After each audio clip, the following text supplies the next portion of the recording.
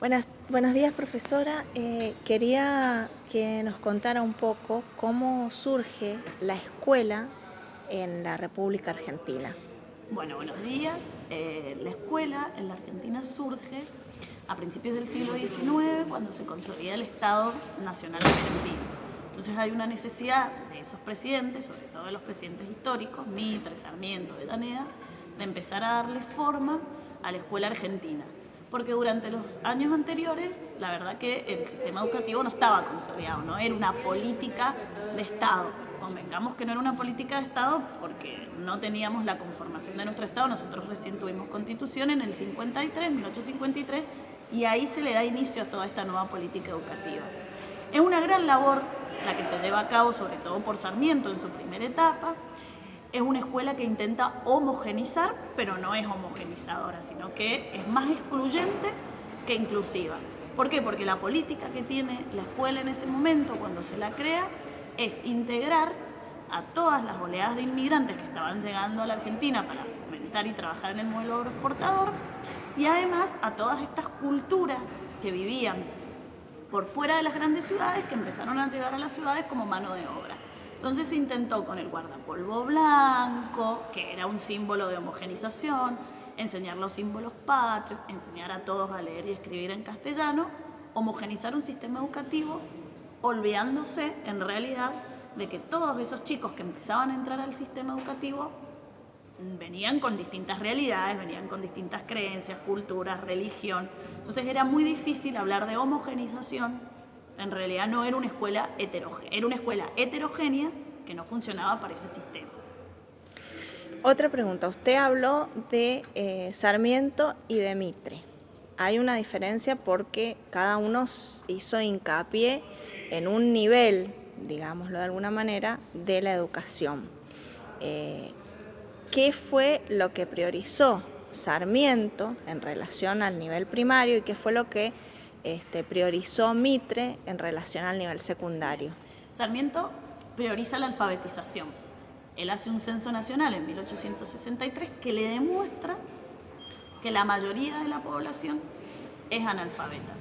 Entonces, ahí su preocupación, después ese censo lo vuelve a hacer en 1868, entonces hay una necesidad fundamental por parte de Sarmiento de empezar con la educación en el sistema primario. Traer las maestras norteamericanas, crear las escuelas normales, y él entiende que en esta dicotomía de civilización y barbarie, que es la que él plantea, la escuela primaria es la que va a empezar a civilizar, a traer a estos chicos al sistema educativo.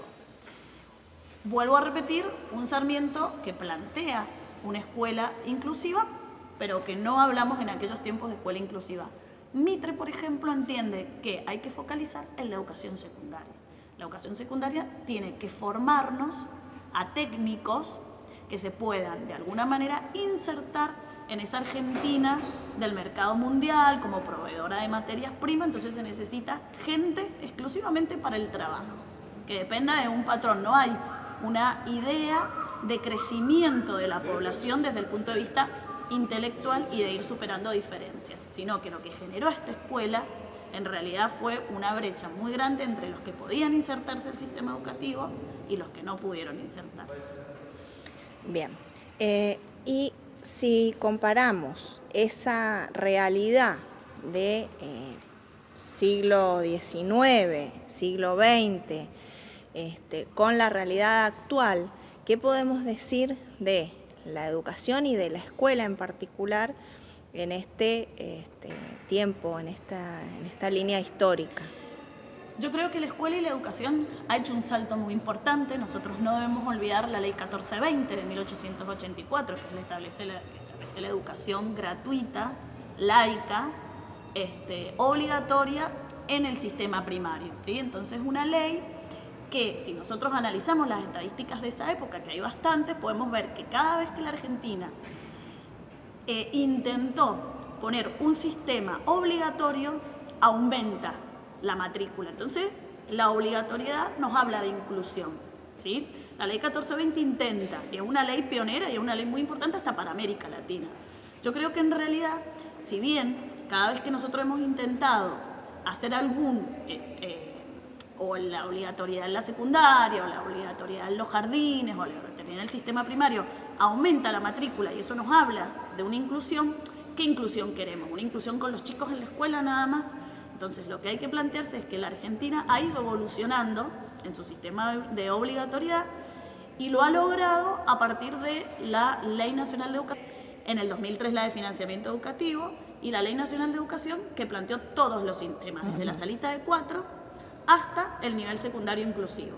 Entonces, eso nos está hablando de una educación inclusiva. Ahora, una educación inclusiva que plantea al chico como un sujeto de derecho. Si nosotros no planteamos al chico como un sujeto de derecho, no vamos a hablar jamás de una escuela inclusiva. Y nosotros tenemos que atender a la diversidad. Hoy las escuelas tienen y deben que atender a la diversidad. Nosotros no podemos seguir homogenizando con el guardapolvo blanco. Eso es una realidad que nos ha demostrado que fracasó en el sistema educativo. Entonces tendremos, yo creo, y soy una convencida, de que empezar a entender que nuestros chicos que están en las aulas tienen realidades diferentes. Y las realidades que tienen les lleva a demandarnos otra cosa. Esa escuela que intenta tener a los chicos sentaditos en los bancos, con el docente que lo sabe todo, frente a ellos, donde el alumno no puede sentarse en círculo, donde el alumno en realidad es una mente en blanca, que nosotros lo único que le vamos a dar es información, ¿sí? Genera una, yo diría, más que inclusión, genera una exclusión del sistema. Por eso muchos chicos nuestros, cuando el sistema es obligatorio, se van del sistema. Lamentablemente se van porque las escuelas y los docentes muchas veces no estamos respondiendo a esa diversidad que hay en el sistema. Bien, y la última pregunta, profesora, en relación a esto último que usted dice. La escuela, según la ley, la LEN, tiene que ser inclusiva, es decir, todos tienen que estar en la escuela.